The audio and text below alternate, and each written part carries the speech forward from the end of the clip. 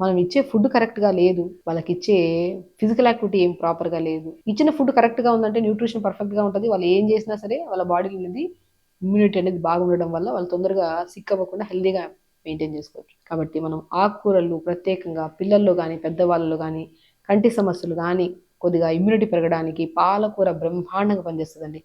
నేను చెప్తుంటాను చాలామంది పిల్లలకి, కొద్దిగా పాలకూర, కొద్దిగా మెంతి కూర, కొద్దిగా మునగాకు. అసలు మునగాకు గురించి చెప్పాల్సిన అవసరం లేదు. ప్రతి ఒక్కరికి తెలుసు దాని ఔషధ గుణాలు, దాని న్యూట్రిషన్, దాని మినరల్స్ ఎన్ని ఉంటాయో. సో, ఏం లేదు సింపుల్ పాలకూర కొద్దిగా, తోటకూర కొద్దిగా అండ్ మునగాకు కొద్దిగా, ఉంటే బచ్చల కూర కూడా ఎయండి చాలా మంచిది. వీటన్నిటిని నాలుగిటిని కొద్దిగా స్టీమ్ చేసేసుకోండి ఫస్ట్. ఒక గ్లాస్ వాటరేసి దానిపైన ఒక ప్లేట్ పెట్టి దానిపైన ఈ ఆకుకూరలన్నీ ఏసేసి కొద్దిగా స్టీమ్ చేయండి. ఆ స్టీమ్ చేసిన తర్వాత ఆకుకూరలు ఉంటాయి కదా! ఆకుకూరలు కొద్దిగా pumpkin seeds, water melon seeds కలిపేసి పిల్లలకి మంచిగా స్నాక్ లాగా ఇప్పుడు లేదనుకో టిక్కీ చేస్తాం. పిల్లలకి ఏం చేస్తారంటే తొందరగా రకరకాల డిఫరెంట్‌గా ఐటెమ్స్ తింటేనే తింటారు వాళ్ళు. ఇప్పుడు ఏదైనా జంక్ ఫుడ్ అనుకోండి చూడండి రకరకాల టేస్టీగా ఉంటాయి, కలర్‌ఫుల్‌గా ఉంటాయి.